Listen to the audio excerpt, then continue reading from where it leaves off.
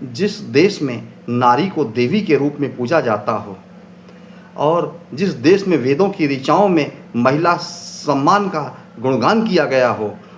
उस देश में नेता प्रतिपक्ष जिन्हें कैबिनेट मंत्री का दर्जा प्राप्त होता है, उनके द्वारा एक विदेशी महिला राजनेता का अभद्र टिप्पणी कर भरे मंच से अपमान करना निश्चित रूप से न तो नैतिकता को स्वीकार है, ना ही कानून को स्वीकार है। इस तरह की हरकतें एक विक्षिप्त व्यक्ति ही कर सकता है, या जिसके मन में सत्ता से इतने समय तक दूर रहने की जो घोर पीड़ा है, वो विक्षिप्त पागलपन की सीमा तक पहुंच गई हो, ऐसा व्यक्ति ही ऐसी भाषा का प्रयोग कर सकता है। वो भी ऐसा व्यक्ति जिसकी दादी स्वयं राजनेता रही हों महिला, और जिसकी माँ स्वयं राजनेता रही हों, और दूसरे दीक्षित जी जिनकी माँ शीला दीक्षित स्वयं राजनेता रही हों, ऐसे बच्चे जो मॉम के बॉय हैं, वो लोग इस तरह से एक महिला राजनेता के प्रति, विदेशी महिला राजनेता के प्रति टिप्पणी करें तो निश्चित रूप से यह स्वीकार नहीं है।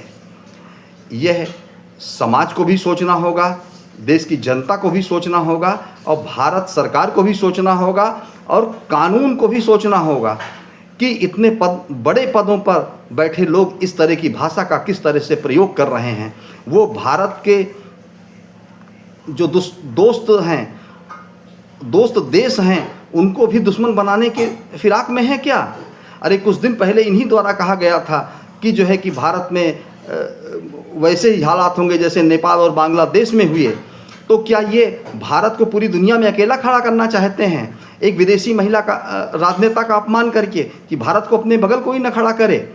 तो यह एक निंदनीय है, राष्ट्रद्रोही कृत्य है, और इस पर कार्यवाही अवश्य होनी चाहिए। और जनता को भी ये समझना चाहिए कि ऐसे जो है मानसिक रूप से विक्षिप्त लोग कौन सा नेतृत्व देंगे, किस तरह की नीतियां निर्धारित करेंगे। आज